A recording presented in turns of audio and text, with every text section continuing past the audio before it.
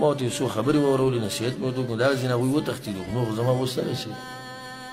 او عمرونه به یې داسې وو 12-14 کاله دغې کې دی به ته راټینګ کړې چې لوی شي دې کارونه دی به راټینګ کړې موږ یې زه به نن دا خبره لږه صفا کوم او خفه کېږې به نه یو نقصان خو دا شو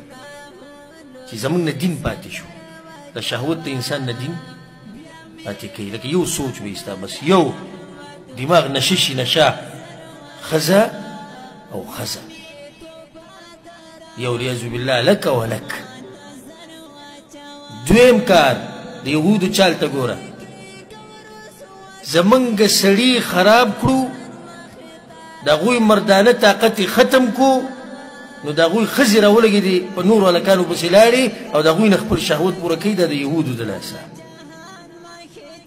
زما ځوان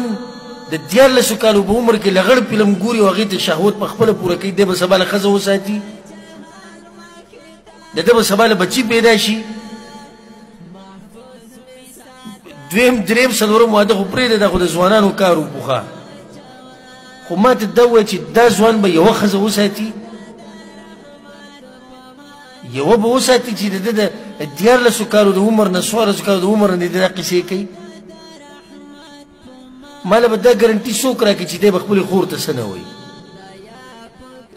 دا فلمونه چې وګوري د ده نه زناور جوړېږي که نه جوړېږي زناور دماغ نشه شي نشه بلکل د دې ټیم کې نه مور پیژني او نه خور پیژني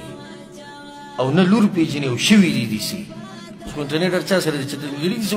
واقعیت کې نه هم دي لیدلي دنیا واقعیت شوي دي وایي لور سره زنا وکړه مور سره وایي وکړه خور سره یې وکړه او بل ولې نه و لیدلي پښتانه نه اوسو ورور د خور سره واده کړی و لیدلي مو که نه و لیدلي لیدلي مو که نه دا پښتانه نه و مسلمانانو که نه و مسلمانانو ورور د خور سره واده وکړه دا برکت د دقې انټرنیټ او فحاشۍ ده چې یهودو به موږ کې خوره کړې ده دا ما تاسو نن ګورئ حقیقت بیان کړو او په دې ومانه که څوک خفه کېږي الله دې خوشحاله کړي زه خو دې څوک نه یم خوشحالولی چې حق پټ کړم او خوشحاله کړم نو دا د یهودو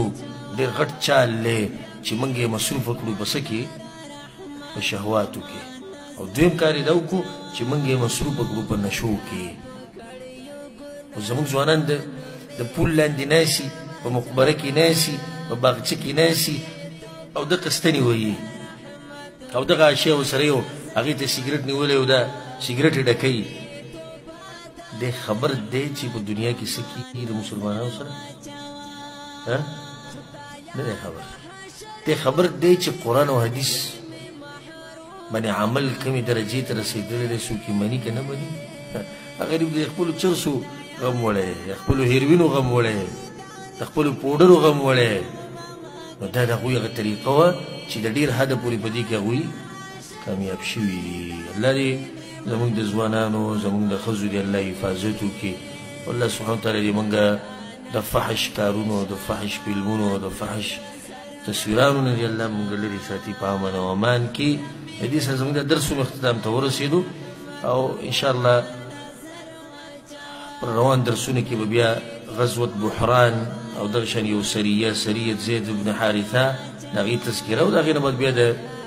په اسلام کې یو ناشنا غزا غزوة احد د هغې سیرت به شروع کېږي الله سبحانه وتعالی دې موږ پوه کړي په قرآن او حدیث باندې او الله سبحانه وتعالی دې موږ د پیغمبر صلی الله علیه وسلم په نقش قدم روان کړي او څنګه چې الله سبحانه وتعالی موږ په دې مبارک جومات کې یو ځای کړي وو دغه شان دې الله موږ